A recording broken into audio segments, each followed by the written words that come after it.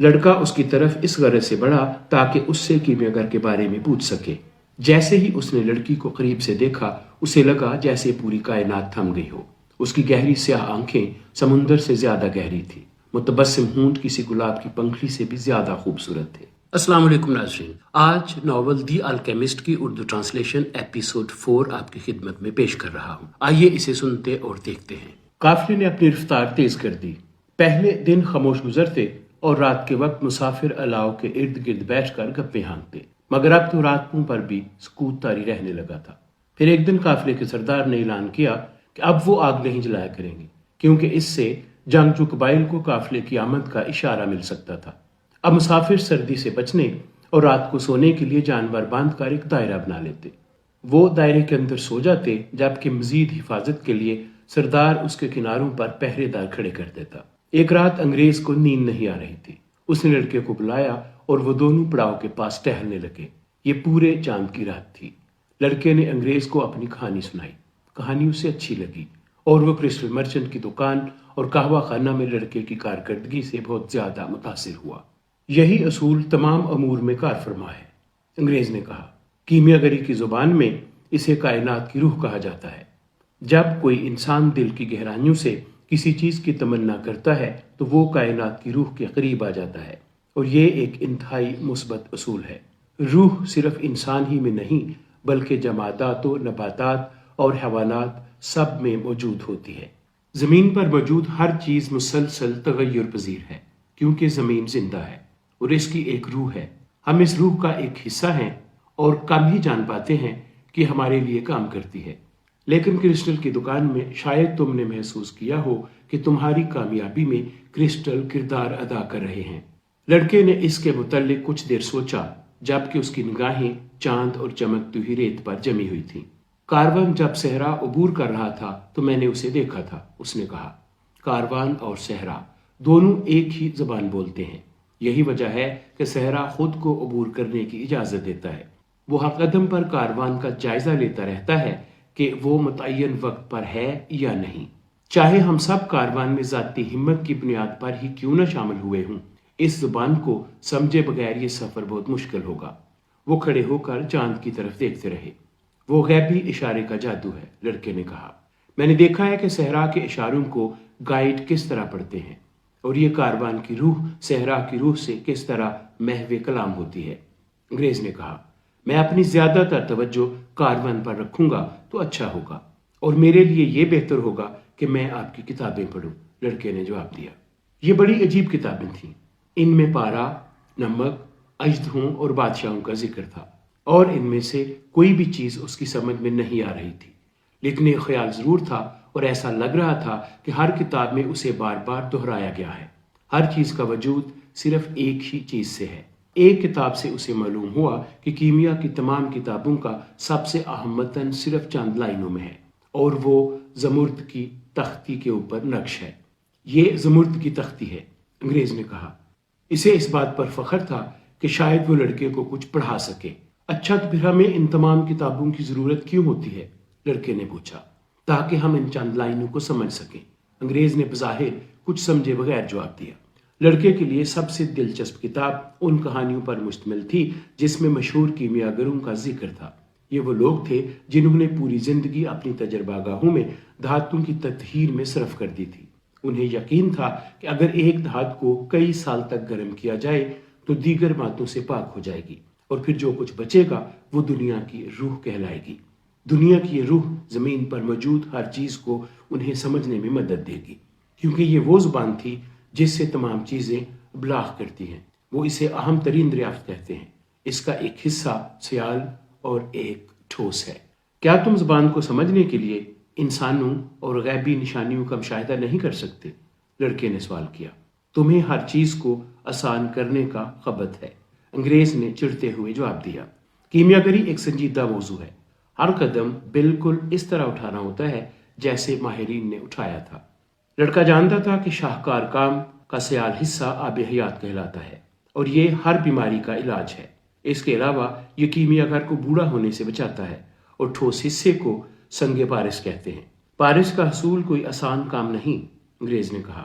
کیمیاگروں نے اپنی تجربہ گاہوں میں کئی سال لگا دیے تاکہ اس آگ کا مشاہدہ کر سکے جو دھاتوں کی کثافت دور کر کے ان کی تطہیر کرتی ہے۔ انہوں نے آگ کے قریب بے انتہا وقت صرف کیا اور رفتہ رفتہ دنیا کی خواہش سے الگ ہو گئے۔ انہوں نے یہ بھی دریافت کیا کہ دھاتوں کی صفائی انہیں خود اپنی صفائی کی طرف لے جاتی ہے۔ لڑکے نے کرسٹل مرچنٹ کو یاد کیا۔ اس نے کہا تھا کہ لڑکے کے لیے یہ اچھا ہے کہ وہ شیشے کو صاف کیا کرے تاکہ وہ منفی سوچ سے بچ سکے۔ لڑکے کو یقین تھا کہ ایک شخص کیمیاگری کو اپنی روزمرہ زندگی میں بھی سیکھ سکتا ہے۔ اس کے علاوہ انگریز نے کہا، سنگ پارس ایک پرکشش اثاثہ ہے، ایک چھوٹا سا پتھر کا ٹکڑا جو دھات کو سونے میں تبدیل کر دیتا ہے۔ یہ سننے کے بعد کیمیاگری میں لڑکے کی دلچسپی اور زیادہ بڑھ گئی۔ اس نے سوچا کہ تھوڑے سے تحمل کے بعد اس کا اہل ہو جائے گا کہ ہر چیز کو سونے میں تبدیل کر دے۔ اس نے ایسے بہت سے لوگوں کے حالات زندگی کا مطالعہ کیا جو ایسا کرنے میں کامیاب ہوئے، مثلا ہیلویٹیس، ایلیس، فولکینلی اور گیبر وغیرہ۔ ان میں سے ہر شخص آخر کار اپنی منزل تک پہنچنے میں کامیاب ہو گیا۔ انہوں نے سفر کیا، دانا لوگوں سے گفتگو کی اور نہ ماننے والوں کو کچھ معجزات دکھا کر سنگ پارس اور آب حیات حاصل کر لیے۔ لیکن لڑکے نے جب یہ جاننا چاہا کہ اس اہم کام کا حصول کیوں کرے تو اسے کچھ سمجھ نہ آیا۔ اس میں صرف کچھ شکلیں، مختلف کوڈز اور نہ سمجھ آنے والی تحریروں کا کچھ متن تھا۔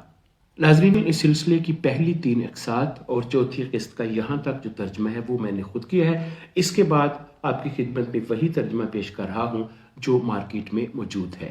نہ جانے یہ لوگ اتنے مشکل پسند کیوں ہوتے ہیں، اس نے انگریز سے پوچھا، تاکہ اس کو صرف وہ لوگ سمجھ سکیں جنہیں اس کی ضرورت ہے۔ انگریز نے جواب دیا، اگر ہر شخص دھات کو سونے میں بدلنے کا فن سیکھ لے تو پھر سونے کی قدر و قیمت کسی عام دھات سے زیادہ نہیں رہے گی۔ جو لوگ ثابت قدمی اور لگن سے اس کی تلاش کرتے ہیں، صرف وہ لوگ ہی کار عظیم حاصل کرنے میں کامیاب رہتے ہیں، اور میں بھی اسی مقصد کے لیے اس صحرا کے بیچوں بیچ موجود ہوں۔ میں یہاں ایک کیمیاگر کی تلاش میں آیا ہوں جو ان کوڈز کو حل کرنے میں میری رہنمائی کر سکتا ہے۔ یہ کتابیں کب لکھی گئی تھی؟ لڑکے نے سوال کیا۔ کئی 100 سال پہلے، لیکن اس وقت تو کوئی پرنٹنگ پریس موجود نہیں تھا، لڑکا بولا۔ اس لیے ایسا کوئی خدشہ نہیں تھا کہ عام لوگ کیمیاگری کا ہنر سیکھ سکیں، تو پھر اس کی زبان اتنی مشکل کیوں رکھی گئی؟ انگریز کے پاس اس کے اس سوال کا کوئی جواب نہیں تھا۔ پھر ایک دن لڑکے نے تمام کتابیں انگریز کو واپس کر دی۔ کیا تم نے کچھ سیکھا؟ انگریز نے پوچھا۔ میں نے یہ سیکھا ہے کہ اس کائنات کی ایک روح ہے، اور جو کوئی اس روح کو سمجھ لے گا وہ عالمگیر زبان پر بھی دسترس حاصل کر لے گا۔ اور کئی کیمیاگروں نے اپنی منزل کا صحیح تعین کیا اور وہ آب حیات اور سنگ پارس حاصل کرنے میں کامیاب ہو گئے۔ اور سب سے بڑھ کر یہ کہ یہ سب کچھ اتنا ہی سادہ، آسان اور مختصر ہے کہ اس سے زمرد کی ایک ٹکیا پر لکھا جا سکتا ہے۔ انگریز کو بہت مایوسی ہوئی کہ اس کی سالوں کی محنت، طلسماتی نشانیاں، عجیب و غریب الفاظ اور لیبارٹریاں کچھ بھی لڑکے کو متاثر نہیں کر سکا تھا۔ اس نے سوچا کہ لڑکے کی روح بہت ہی ابتدائی مراحل میں ہے، اس لیے وہ کچھ سمجھنے سے قاصر ہے۔ اس نے اپنی کتابیں واپس لیں اور انہیں صندوق میں بند کر دیا۔ بہتر ہے کہ میں صرف قافلے کا نظارہ کروں، اس نے تلخی سے کہا، کیونکہ میں ان کتابوں سے کچھ سیکھنے میں ناکام رہا ہوں۔ ہر ایک کا سیکھنے کا اپنا اپنا انداز ہے، لڑکے نے اپنے آپ سے کہا۔ میرا طریقہ اس سے بالکل مختلف ہے اور اس کا طریقہ مجھ سے، مگر ہم دونوں کو اپنی اپنی منزل کی تلاش ہے۔ اب قافلے نے دن اور رات سفر کرنا شروع کر دیا تھا۔ نقاب پوش بدو اب زیادہ جلدی نظر آنے لگے تھے۔ حدیبہ نے لڑکے کو بتایا کہ قبائل کے درمیان جنگ طول پکڑ گئی تھی اور اب نخلستان تک پہنچنا ایک معجزے سے کم نہیں تھا۔ جانور تھک چکے تھے اور انسان خاموش تھے۔ خاموشی رات کو اور بھی شدید ہو جاتی تھی۔ اونٹوں کی آواز جو اس سے قبل محض ایک اونٹ کی آواز کا درجہ رکھتی تھی، اب قافلے والوں کے لیے خوف کا باعث بن جاتی تھی، کیونکہ یہ خطرے کی گھنٹی بھی ہو سکتی تھی، یعنی حملے کا اعلان۔ حدیبان بظاہر جنگ سے لا تعلق لگتا تھا۔ ایک رات جب وہ دونوں کچھ کھجوریں کھا رہے تھے تو حدیبان بولا، میں زندہ ہوں۔ جب میں کھانا کھا رہا ہوتا ہوں تو صرف کھانے کے بارے میں سوچتا ہوں، اور جب سفر کر رہا ہوتا ہوں تو صرف سفر کے بارے میں سوچتا ہوں۔ اگر مجھے لڑنا پڑ گیا تو میرے لیے آج کے دن مرنا بھی ایسا ہی ہوگا جیسے کسی اور روز۔ نہ تو مجھے اپنی مرضی سے کوئی سروکار ہے اور نہ مستقبل سے۔ مجھے فکر ہے تو صرف اپنے حال کی۔ اگر انسان صرف اپنے حال پر توجہ دے تو انسان بہت خوش رہ سکتا ہے۔ پھر اسے صحرا میں بھی زندگی نظر آتی ہے، اسے آسمان میں ستارے نظر آتے ہیں، اور قبائل کے درمیان لڑائی کوئی خوفناک عمل محسوس ہونے کی بجائے انسانی جبلت کا ایک عمل لگتی ہے۔ زندگی ایک جشن بن جاتی ہے، کیونکہ زندگی صرف لمحہ موجود کا ہی تو نام ہے۔ دو رات بعد لڑکا اپنا بستر درست کر رہا تھا تو اس کی نظر اس ستارے پر پڑی جس کو دیکھ کر قافلہ اپنی راہ کا تعین کرتا تھا۔ اسے ایسے لگا جیسے افق نیچے اتر آیا ہو، کیونکہ اب اسے صحرا میں بھی ستارے نظر آنے لگے تھے۔ یہ نخلستان ہے، خودیبان بولا۔ تو پھر ہم ابھی وہاں کیوں نہیں جاتے؟ لڑکے نے پوچھا۔ کیونکہ ہمیں آرام کرنا ہے۔ سورج طلوع ہونے کے ساتھ ہی لڑکا بھی نیند سے جاگ گیا۔ اس کے سامنے جہاں رات کو ستارے نظر آتے تھے وہاں کھجور کے درختوں کا نا ختم ہونے والا سلسلہ تاحد نگاہ پھیلا ہوا تھا۔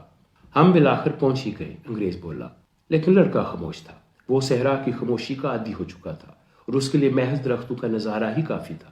اس کا سفر ابھی بہت طویل تھا اور کسی دن یہ صبح صرف ماضی کا حصہ ہوگی، لیکن آج یہ لمحہ موجود تھا، ایک جشن، جیسے خودیبان نے کہا تھا، اور وہ اس لمحہ موجود میں جینا چاہتا تھا، ماضی کی پشیمانی اور مستقبل کی فکر بلا کر۔ اگرچہ ایک دن کھجور کے درختوں کا منظر محض ایک یاد ہوگا، مگر اس وقت یہ علامت ہے پانی کی، راحت افزا سایہ اور جنگ سے پناہ کی۔ وقت تیزی سے دوڑتا ہے اور ایسے ہی قافلے بھی کرتے ہیں، کیمیاگر نے سوچا۔ وہ سینکڑوں انسانوں اور جانوروں کے قافلے کو نخلستان میں داخل ہوتا دیکھ رہا تھا۔ لوگ آنے والوں کو چیخ چیخ کر خوش آمدید کہہ رہے تھے۔ دھول کے بادل نے سورج کو ڈھانپ لیا تھا اور بچے نئے آنے والوں کو دیکھ کر خوش ہو رہے تھے۔ کیمیا گھر نے دیکھا کہ قبیلے کا سردار قافلے کے سردار سے گلے مل رہا تھا اور اس سے سفر کے حالات پوچھ رہا تھا۔ یہ سب کچھ کیمیا گھر کے لیے کچھ معنی نہیں رکھتا تھا۔ اس نے سے قبل بھی کئی قافلوں کو آتے جاتے دیکھا تھا، مگر صحرا ہمیشہ سے ایسا ہی تھا۔ صحرا کی اس ریت پر شہنشاہ بھی گزرے تھے اور گدھا بھی۔ صحرائی ٹیلے ہوا کی طاقت سے اپنی جگہ تو ضرور بدلتے تھے، مگر یہ ریت ویسی کی ویسی ہی تھی جیسے وہ اپنے بچپن سے دیکھتا رہا تھا۔ کئی ہفتے کے تھکا دینے والے سفر اور صحرا کی یکسانیت کے بعد نخلستان کا سبزہ دیکھ کر اہل قافلہ کے چہروں پر کھلنے والی رونق اسے ہمیشہ طمانینت بخشتی تھی۔ شاید خدا نے صحرا اس لیے بنایا تھا کہ لوگ کھجور کے درخت کی قدر کریں، کیمیا گر نے سوچا۔ اسے معلوم تھا کہ اس قافلے میں ایک ایسا انسان بھی تھا جس نے اسے کچھ راز سکھانے تھے۔ اس نے اس انسان کو کبھی نہیں دیکھا تھا، مگر اس کی تجربہ کار نگاہیں یقیناً اس انسان کو فوراً پہچان لیں گی۔ اسے یقین تھا کہ وہ بھی اتنا ہی قابل ہوگا جتنا اس سے قبل اس کے شاگرد تھے۔ لڑکے کو اپنی آنکھوں پر یقین نہیں آ رہا تھا۔ نخلستان جیسا کہ کبھی اس نے جغرافی کی کتاب میں دیکھا تھا محض کھجور کے چند درختوں پر مشتمل نہیں تھا، بلکہ اسپین کے کسی بھی قصبے سے زیادہ وسیع تھا۔ نخلستان میں 300 کنویں، 50,000 کھجور کے درخت اور بے شمار خیمے تھے۔ یہ تو کوئی الف لیلا کی کہانیوں کا منظر لگتا ہے۔ انگریز جو کیمیا گر سے ملنے کے لیے بےقرار تھا بولا۔ وہ دونوں بچوں میں گھرے ہوئے تھے جو اشتیاق سے نئے آنے والے جانوروں اور لوگوں کو دیکھ رہے تھے۔ مرد جاننا چاہتے تھے کہ قافلے والوں نے جنگ کا کوئی منظر دیکھا تھا یا نہیں، جبکہ عورتیں کپڑوں اور زیورات اور قیمتی پتھروں کی خریداری میں دلچسپی رکھتی تھیں۔ صحرا کا سکوت اب محض ماضی کی ایک یاد تھا۔ چاروں طرف لوگوں کی آوازیں تھیں جو خوشی سے ہنس رہے تھے اور کچھ چیخ رہے تھے۔ ایسے لگتا تھا کہ جیسے وہ لوگ کسی روحانی دنیا سے یکدم زمین پر آ گئے ہوں۔ صحرا میں سفر کے دوران وہ لوگ بہت احتیاط برت رہے تھے۔ اب خودیبان نے بتایا کہ نخلستان ایک غیر متنازع علاقہ سمجھا جاتا ہے کیونکہ اس کی آبادی کی اکثریت بچوں اور عورتوں پر مشتمل ہوتی ہے۔ نخلستان پورے صحرا میں موجود تھے، مگر قبائل صرف صحرا میں لڑائی لڑتے تھے اور نخلستان کو پناہ گاہ کا درجہ حاصل تھا۔ کافی مشکل کے بعد قافلے کا سردار پورے قافلے کو جمع کرنے میں کامیاب ہو سکا۔ وہ قافلے کے لوگوں کو کچھ ہدایات دینا چاہتا تھا۔ قافلے کو نخلستان میں اس وقت تک رہنا تھا جب تک قبائل کی جنگ ختم نہ ہو جاتی۔ کیونکہ وہ لوگ مہمان تھے اس لیے انہیں نخلستان میں سب سے اچھی جگہ دی گئی تھی اور یہی مہمان نوازی کی روایت بھی تھی۔ سردار نے اپنے محافظوں سمیت تمام لوگوں سے کہا کہ وہ ہتھیار جمع کروا دیں، کیونکہ دستور کے مطابق نخلستان میں ہتھیار اٹھانا منع تھا۔ لڑکے کو اس وقت حیرت ہوئی جب انگریز نے اپنے صندوق سے سونے کا پانی چڑھا ریوالور نکالا اور سردار کی متعین کردہ آدمی کو دے دیا۔ تم ریوالور کس لیے پاس رکھتے ہو؟ لڑکے نے سوال کیا۔ اس طرح مجھے لوگوں پر اعتماد رہتا ہے، انگریز نے جواب دیا۔ لڑکے کو فوراً اپنے خزانے کا خیال آ گیا۔ جوں وہ اپنے خواب کی تعبیر کے نزدیک ہو رہا تھا اتنی ہی مشکلیں بڑھتی جا رہی تھیں۔ ایسا لگتا تھا کہ آغاز کرنے والے کی قسمت، جیسا کہ بوڑھے بادشاہ نے کہا تھا، کام نہیں کر رہی تھی۔ اپنے خواب کی تعبیر کی تلاش میں اسے مسلسل صبر اور ثابت قدمی کے امتحان سے گزرنا پڑ رہا تھا، اس لیے وہ بے صبری کا مظاہرہ نہیں کرنا چاہتا تھا۔ اگر وہ جذبات میں آگے بڑھتا تو ممکن تھا کہ وہ ان نشانیوں اور علامات کو نہ سمجھ سکتا جو خدا نے اس کے راستے میں رکھ چھوڑی تھی۔ خدا نے انہیں میرے راستے میں رکھ دیا ہے۔ اسے اپنی سوچ پر حیرت ہوئی۔ اس سے قبل وہ انہیں دنیا کی چیز سمجھتا تھا، جیسا کہ غذا اور نیند یا پھر محبت یا روزگار کی تلاش۔ اس سے قبل اسے یہ خیال ہی نہ آیا تھا کہ خدا نے اس کی زبان میں اسے ہدایت دی تھی کہ اسے کیا کرنا چاہیے۔ بے صبری مت کرو، اس نے اپنے آپ سے کہا۔ جیسا کہ خدیبان نے کہا تھا کہ جب کھانے کا وقت ہو تو صرف کھانے پر توجہ دو، اور جب سفر کا وقت ہو تو صرف سفر کے بارے میں سوچو۔ پہلے روز تمام لوگ سو کر تھکن اتارتے رہے، بشمول انگریز کے۔ لڑکے کو اپنے دوست سے دور جگہ ملی تھی جہاں وہ اپنی عمر کے 5 اور لڑکوں کے ساتھ رہ رہا تھا۔ یہ سب لوگ صحرا کے باسی ہی تھے اور انہیں لڑکے کی داستانیں بہت دلچسپ لگی تھی۔ لڑکا انہیں اپنی زندگی اور کرشل کی دکان میں حاصل ہونے والے تجربات کے بارے میں بتا رہا تھا کہ اس دوران انگریز اس کے خیمے میں داخل ہوا۔ میں صبح سے تمہیں تلاش کر رہا ہوں، اس نے لڑکے کو خیمے سے باہر لے جاتے ہوئے کہا۔ مجھے کیمیا گھر کو تلاش کرنے میں تمہاری مدد درکار ہے۔ پہلے تو وہ دونوں خود ہی کیمیا گھر کو تلاش کرتے رہے تھے۔ ان کا خیال تھا کہ کیمیا گھر کا طرز رہائش نخلستان کی باقی باسیوں سے بالکل مختلف ہوگا اور اس کے خیمے میں ایک بھٹی مسلسل روشن ہوگی۔ انہوں نے ہر اس جگہ تلاش کیا جہاں ان کے خیال میں کیمیا گھر ہو سکتا تھا، لیکن نخلستان ان کے اندازے سے کہیں زیادہ وسیع تھا۔ ہم نے پورا دن ضائع کر دیا، انگریز بولا۔ شاید ہمیں کسی سے اس کے بارے میں پوچھ لینا چاہیے تھا، لڑکے نے تجویز دی۔ انگریز باقی لوگوں پر اپنے یہاں آنے کا اصل مقصد ظاہر نہیں کرنا چاہتا تھا۔ بالآخر وہ اس بات پر راضی ہو گیا۔ لڑکا چونکہ اس سے بہتر عربی بول سکتا تھا، اس لیے انگریز کا خیال تھا کہ وہ لوگوں سے کیمیا گھر کے بارے میں معلوم کرے۔ لڑکا ایک عورت کے پاس گیا جو کنویں پر پانی بھرنے آئی تھی۔ صبح بخیر، میں ایک کیمیا گھر کی تلاش میں ہوں جو اس نخلستان میں رہتا ہے، اس نے عورت سے کہا۔ عورت نے اسے بتایا کہ اس نے اس سے قبل کسی کیمیا گھر کا ذکر نہیں سنا تھا اور جلدی سے جانے کے لیے مڑی۔ جانے سے پہلے اس نے لڑکے کو بتایا کہ اسے چاہیے کہ وہ کالے لباس میں ملبوس کسی عورت کو مخاطب نہ کرے۔ کالا لباس خاتون کے شادی شدہ ہونے کی علامت تھا اور صحرا کے دستور کے مطابق شادی شدہ خواتین سے نامحرم مردوں کو بات نہیں کرنی چاہیے۔ انگریز کو بڑی مایوسی ہوئی۔ اسے ایسے لگا جیسے اس کی تمام تر محنت رائے گاں چلی گئی ہو۔ لڑکا بھی افسردہ تھا۔ اس کا دوست اپنی منزل کی تلاش میں تھا اور وہ اس کی ہر ممکن مدد کرنا چاہتا تھا۔ بوڑھے بادشاہ نے کہا تھا کہ جب کوئی اپنی منزل تک پہنچنے کا پکا ارادہ کرتا ہے تو کائنات کی ہر چیز اس کی مدد میں مصروف ہو جاتی ہے۔ اسے لگا کہ بوڑھے بادشاہ کا کہنا غلط تھا۔ میں نے تو اس سے قبل کبھی کیمیا گھر کے بارے میں نہیں سنا اور لگتا ہے یہاں کسی اور نے بھی اس کا ذکر نہیں سنا، لڑکا بولا۔ انگریز کی آنکھوں میں چمک تھی۔ بالکل ٹھیک ہے، شاید یہاں کسی کو علم ہی نہیں ہے کہ یہاں ایک کیمیا گھر رہتا ہے۔ ہمیں معلوم کرنا چاہیے کہ یہاں لوگوں کا علاج کون کرتا ہے۔ کالے لباس میں ملبوس کئی خواتین کنویں پر آئیں، لیکن لڑکے نے انہیں مخاطب کرنے سے اجتناب کیا، باوجود انگریز کے بار بار اکسانے کے۔ آخر کار ایک مرد نظر آیا۔ لڑکا اس کی طرف لپکا۔ یہاں لوگوں کا علاج کون کرتا ہے؟ اللہ، مرد نے آسمان کی طرف نظریں اٹھا کر کہا۔ شاید تم جھاڑ پھونک کرنے والوں کی تلاش میں ہو۔ مرد نے قرآن کی چند آیات کی تلاوت کی جو لڑکے کے سر کے اوپر سے گزر گئیں۔ ایک اور بوڑھا آدمی کنویں کی طرف آ رہا تھا۔ لڑکے نے اس سے بھی وہی سوال کیا، تمہیں ایسے شخص کی تلاش کیوں ہے؟ بوڑھے نے الٹا سوال کر دیا، کیونکہ میرے ایک ساتھی نے کئی ماہ تک سفر صرف اس لیے کیا ہے کہ اس شخص سے ملاقات کر سکے، لڑکے نے جواب دیا۔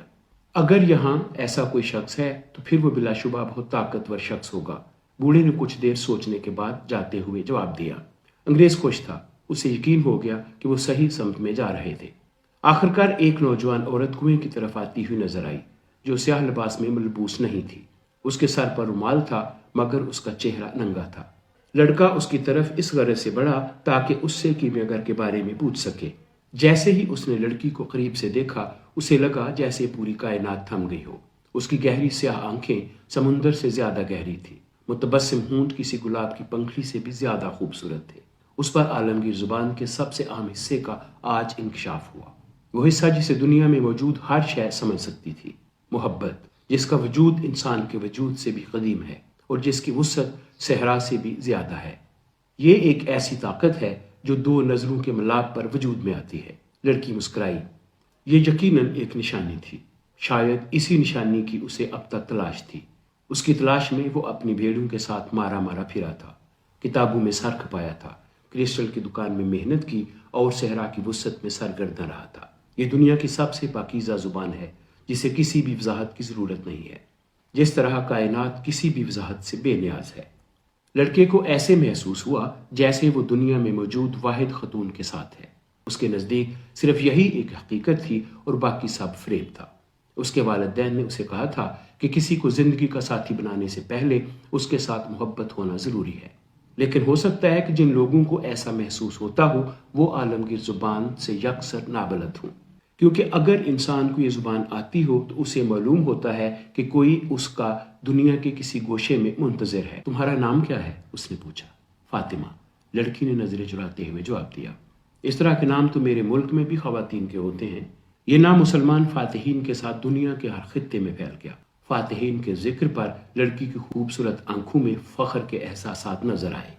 انگریز کے دوبارہ اشارہ دینے پر اس نے لڑکی سے وہی سوال کیا جو اس سے قبل وہ 2 مردوں اور 1 عورت سے پوچھ چکا تھا۔ یہ وہی شخص ہے جسے دنیا کے بہت سارے رازوں سے آگاہی حاصل ہے اور صحرا کے جن بھی اس کے تابع ہیں، لڑکی نے جواب دیا۔ اس نے جنوب کی سمت اشارہ کرتے ہوئے بتایا کہ وہ عجیب و غریب انسان ادھر رہتا ہے۔ پھر اس نے اپنا برتن پانی سے بھرا اور واپس چلی گئی۔ لڑکے نے واپس گھوم کر دیکھا تو انگریز بھی غائب تھا۔ لڑکا کنویں کی منڈیر پر بیٹھ گیا۔ وہ سوچنے لگا کہ ایک دن طریفہ میں لیوانتر اس تک اس لڑکی کی مہک لے کر آئی تھی، اور وہ اس لڑکی سے اس وقت سے محبت کرتا ہے جب اس کا وجود بھی نہیں تھا۔ اسے لگا کہ اس کی یہ محبت اسے اس قابل بنا دے گی کہ وہ دنیا کے ہر خزانے کو ڈھونڈ نکالے گا۔ اگلے دن لڑکا دوشیزہ سے ملنے کی امید میں کنویں پر آیا اور اسے حیرت ہوئی کہ انگریز اس سے پہلے ہی وہاں موجود تھا اور صحرا کی طرف دیکھ رہا تھا۔ میں کل شام تک اس کا انتظار کرتا رہا، انگریز نے بتایا۔ وہ پہلے ستارے کی روشنی کے ساتھ ہی ظاہر ہوا تھا۔ میں نے اسے اپنے مقصد سے آگاہ کیا تو اس نے مجھ سے پوچھا کہ کیا کبھی میں نے دھات کو سونے میں بدلنے میں کامیابی حاصل کی ہے۔ میں نے اسے بتایا کہ میں اسی مقصد کے لیے ہی تو یہاں آیا ہوں۔ اس نے مجھے کہا، جاؤ اور کوشش کرو۔ لڑکا خاموش رہا۔ بیچارے انگریز نے صرف یہ جواب سننے کے لیے تو صحرا عبور نہیں کیا تھا۔ جیسے ہی انگریز رخصت ہوا، فاطمہ کنویں کی طرف آتی ہوئی دکھائی دی۔ میں تمہیں صرف ایک بات بتانے آیا ہوں کہ میں تم سے شادی کرنا چاہتا ہوں۔ لڑکی کے ہاتھ سے پانی کا برتن گر گیا۔ پانی میں اتنی طاقت نہیں تھی کہ وہ ریت کا زور توڑ کر بہہ سکے۔ میں روزانہ اسی جگہ تمہارا انتظار کروں گا۔ میں نے یہ صحرا ایک خزانے کی تلاش میں عبور کیا۔ تب مجھے یہ جنگ ایک آفت لگتی تھی، مگر اب یہ میرے لیے رحمت ہے، کیونکہ اس کی وجہ سے میری تم سے ملاقات ہوئی ہے۔ لڑائی تو ایک دن ختم ہو جائے گی، لڑکی بولی۔ لڑکے نے کھجور کے درختوں کی طرف دیکھا۔ اس نے سوچا کہ وہ اس سے قبل ریوڑ چرایا کرتا تھا اور اب دوبارہ وہی کام کر سکتا ہے۔ اس کے لیے فاطمہ ہی دنیا کا سب سے قیمتی خزانہ تھی اور اس کا ساتھ ہی اس کی منزل تھا۔ قبائلی لوگ ہمیشہ ہی خزانے کے متلاشی رہتے ہیں، فاطمہ بولی، جیسا کہ اس کو محسوس ہو گیا ہو کہ وہ کیا سوچ رہا تھا۔ اور صحرا کی عورت کو اپنے مرد پر فخر ہے۔ اس نے اپنا برتن پانی سے بھرا اور واپس چلی گئی۔ لڑکا ہر روز کنویں پر فاطمہ سے ملنے کے لیے جاتا تھا۔ اس نے فاطمہ کو اپنی زندگی کے بارے میں بتایا، بوڑھے شہنشاہ سے اپنی ملاقات کا ذکر کیا اور کرسٹل کی دکان کے بارے میں بتایا۔ وہ بہت جلد ایک دوسرے کے قریب آ گئے۔ سوائے ان 15 منٹ کے جو وہ کنویں پر فاطمہ کے ساتھ گزارتا تھا، پورا دن گزارنا اس کے لیے مشکل ہو جاتا تھا۔ جب قافلے کو نخلستان میں 1 ماہ کا عرصہ ہو گیا تو قافلے کے سردار نے پورے قافلے کو اکٹھا کیا۔ ہمیں نہیں معلوم کہ لڑائی کب ختم ہوگی، اس لیے یہ ناممکن ہے کہ ہم اپنا سفر جاری رکھ سکیں، سردار بولا۔ لڑائی زیادہ طول بھی پکڑ سکتی ہے اور ممکن ہے یہ کئی سال تک جاری رہے۔ دونوں حریف طاقتور ہیں اور لڑائی میں فتح حاصل کرنا دونوں اطراف کا مطلوب ہے۔ یہ حق و باطل کی لڑائی نہیں، بلکہ ایسی طاقتوں کے درمیان جنگ ہے جن کا مقصد طاقت کا توازن قائم کرنا ہے، اور اس طرح کی جنگ زیادہ طویل ہوتی ہے کیونکہ اللہ دونوں کے ساتھ ہوتا ہے۔ تمام لوگ واپس اپنے اپنے خیموں میں چلے گئے اور لڑکا فاطمہ سے ملنے۔ اس دن تم نے مجھے کہا تھا کہ تم مجھ سے محبت کرتے ہو، فاطمہ نے سوال کیا، اور پھر تم نے مجھے کائنات کی روح اور عالم کی زبان کے بارے میں بھی بتایا تھا۔ شاید اس لیے میں بھی محسوس کرتی ہوں کہ میں تمہارے وجود کا ایک حصہ ہوں۔ لڑکا یکسوئی سے اس کی بات سن رہا تھا۔ لڑکی کی آواز اس کے لیے اس نغمے سے بھی زیادہ خوبصورت تھی جو ہوا کے چلنے کی وجہ سے کھجور کے پتوں سے پیدا ہو رہا تھا۔ میں شاید اس نخلستان میں ہمیشہ سے تمہاری منتظر بھی تھی، لڑکی نے اپنی بات جاری رکھی۔ میں نے اپنی روایات کو پس پشت ڈال دیا اور یہ بھی بھول گئی کہ صحرا کی خواتین سے کس رویے کی امید کی جاتی ہے۔ بچپن سے مجھے امید تھی کہ اس صحرا کی وسطوں سے میرے خوابوں کا شہزادہ ایک دن ضرور آئے گا اور وہ تم ہو۔ لڑکے کا دل چاہا کہ وہ بے اختیار فاطمہ کا ہاتھ تھام لے، لیکن اس کے دونوں ہاتھ پانی کے برتن کے گرد لپٹے ہوئے تھے۔ تم نے مجھے اپنے خواب، بوڑھے بادشاہ اور خزانے کے بارے میں بھی بتایا تھا، اور پھر تم نے مجھے نشانیوں کے بارے میں بھی بتایا۔ اب مجھے کسی بات کی فکر نہیں ہے، کیونکہ مجھے معلوم ہے کہ یہی نشانیاں تمہیں میرے پاس لائی ہیں، اور میں تمہارے خواب کا حصہ ہوں اور میں ہی تمہاری منزل ہوں۔ اس لیے میری خواہش ہے کہ تم اپنے خزانے کی تلاش جاری رکھو۔ اگر تم لڑائی کے ختم ہونے کا انتظار کرنا چاہتے ہو تو یہاں ضرور رہو۔ ہوا ریت کے ٹیلوں کو جگہ بدلنے پر تو مجبور کر سکتی ہے، لیکن صحرا کو نہیں بدل سکتی۔ صحرا ہمیشہ سے صحرا ہی ہے اور یہ ہمیشہ ایسا ہی رہے گا۔ مکتوب: اگر میں واقعی تمہارے خواب کا حصہ ہوں تو مجھے یقین ہے کہ ایک دن تم میرے پاس واپس لوٹ آؤ گے۔ لڑکا اس دن بہت اداس تھا۔ اسے رہ رہ کر ان تمام چرواہوں کا خیال آ رہا تھا جنہوں نے اپنے گھر بسا لیے تھے۔ انہیں اپنی شریک حیات کو یہ باور کرانے میں انتہائی مشکل ہوتی تھی کہ ویرانے میں جانا ان کے لیے کتنا ضروری ہے۔ محبت کا تقاضا تھا کہ وہ اپنی محبت کے ساتھ رہیں۔ اس نے اگلے دن فاطمہ کو بتایا، یہ صحرا گواہ ہے کہ ہمارے مرد ہمیشہ اس کو اپنے قدموں تلے رونتے رہے ہیں اور وہ کبھی کبھی واپس بھی نہیں آتے، اور ہم خواتین اس چیز کی عادی ہیں۔ جو واپس نہیں آتے وہ بادلوں کا حصہ بن جاتے ہیں جو کڑکتی دھوپ میں سایہ فراہم کرتے ہیں، یا اس پانی میں شامل ہو جاتے ہیں جو بنجر زمین کو سیراب کرتا ہے۔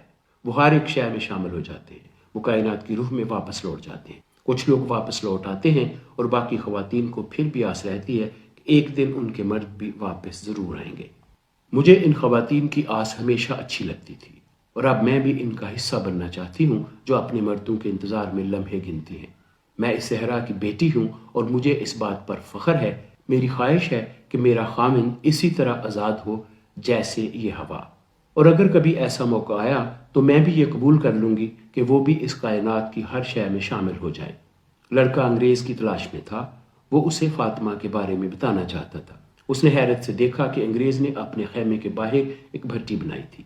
اس بھٹی کے اوپر شیشے کی ایک سراہی رکھی تھی اور نیچے لکڑیوں کی آگ جل رہی تھی۔ صحرا کی طرف دیکھتے ہوئے انگریز کی آنکھوں میں وہ چمک تھی جو کتابیں پڑھتے وقت مفقود تھی۔ یہ کام کا پہلا مرحلہ ہے، وہ بولا۔ مجھے گندک علیحدہ کرنا ہے۔ اس کام کو کامیابی سے سر انجام دینے کے لیے ضروری ہے کہ میرے دل میں ناکامی کا شائبہ تک نہ آئے۔ یہ ناکامی کا خوف ہی تھا جس نے مجھے اس کام سے باز رکھا۔ میں نے آج اس کام کی ابتدا کی ہے جو میں آج سے 10 سال قبل کر سکتا تھا، لیکن مجھے خوشی اس بات کی ہے کہ میرے 20 سال نہیں گزرے۔ وہ مسلسل آگ روشن رکھے ہوئے تھا۔ لڑکا خاموشی سے اسے دیکھتا رہا۔ جب ڈوبتے سورج کی سرخی سے صحرا کی ریت نے بھی لالی چرا لی تو اس نے سوچا کہ وہ صحرا میں نکل جائے، یہ آزمانے کے لیے کہ کیا صحرا کی خاموشی میں اس کے تمام سوالات کے جواب پوشیدہ ہیں یا نہیں۔ وہ کچھ دیر تک صحرا میں آوارہ گردی کرتا رہا، لیکن نگاہیں نخلستان پر رکھی۔ وہ ہوا کی سرسراہٹ سن سکتا تھا اور اپنے قدموں کے نیچے آنے والے پتھروں کی بھی۔ کہیں کہیں اسے سیپیاں بھی نظر آئیں۔ اس نے اندازہ لگایا کہ کبھی یہ صحرا بھی سمندر رہا ہوگا۔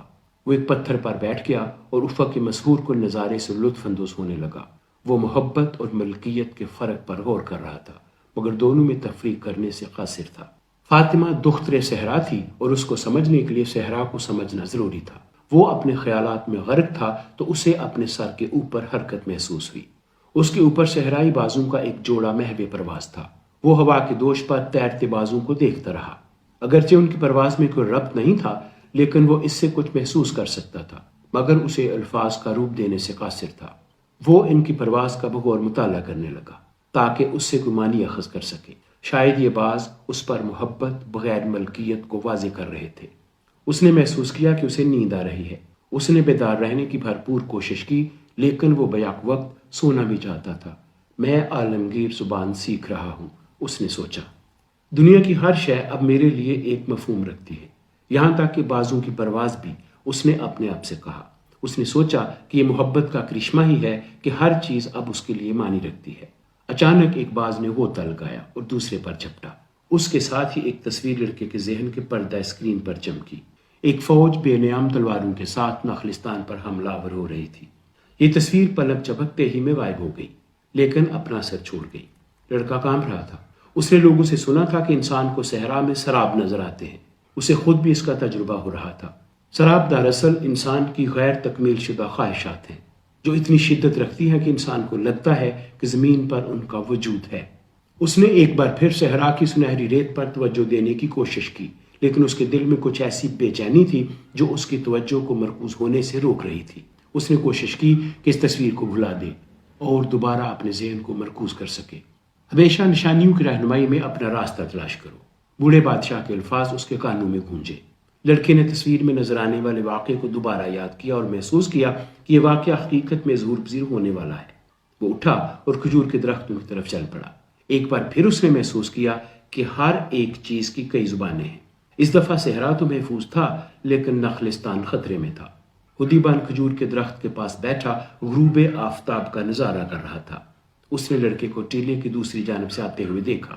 نخلستان پر ایک فوج حملہ آور ہونے والی ہے، وہ خدیبان کو مخاطب کر کے بولا۔ میں نے اس کی جھلک دیکھی ہے۔ صحرا کی یہی خوبی ہے کہ وہ انسان کے ذہن میں بہت ساری تصویریں بناتا ہے، خدیبان نے جواب دیا۔